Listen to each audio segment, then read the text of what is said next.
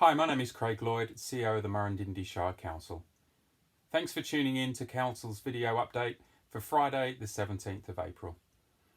The total number of coronavirus cases in Victoria as of today is 1,302, and that's an increase of only one from yesterday, and we still have just the one confirmed case in the Murrindindi Shire. Yesterday there were a few announcements from the Prime Minister. He advised that the current COVID-19 restrictions will remain in place for at least the next 4 weeks. This may change a bit given each state has slightly different restrictions, but the bulk of restrictions will remain the same. The mobile tracking app being developed is expected to be released within the next few weeks. The app will track people's movements to help identify locations of infection. It will, however, be reliant on a higher percentage of downloads to be effective. As I mentioned a few days ago, testing in Victoria has been expanded and now includes anyone with symptoms of the coronavirus, and testing is also being ramped up right across the country. In council news, I wanted to talk about the council budget process and what financial assistance is on offer during the COVID-19 crisis.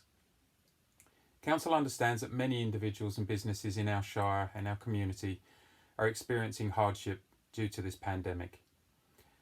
We've brought in a range of new measures already to help the community right now.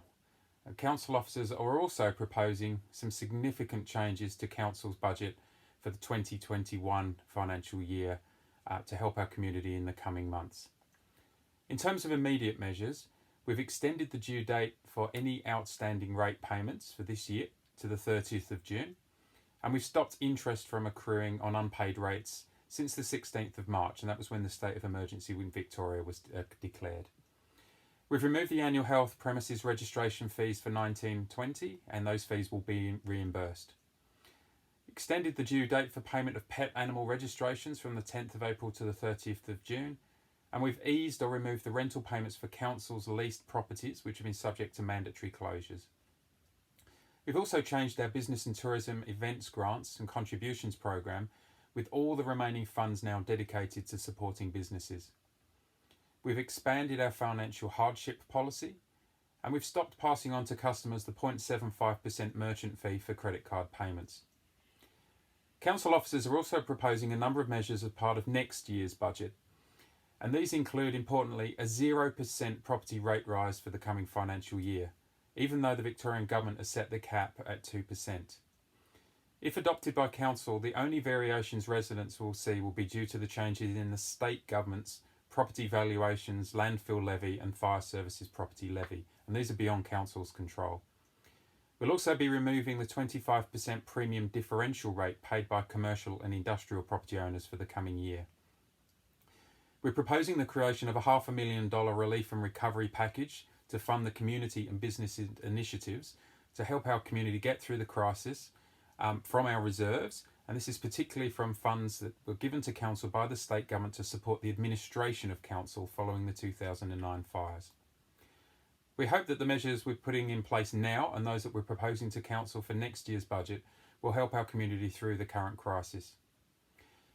I should note that Council was due to consider the draft budget at its ordinary meeting on this coming Wednesday, the 22nd of April.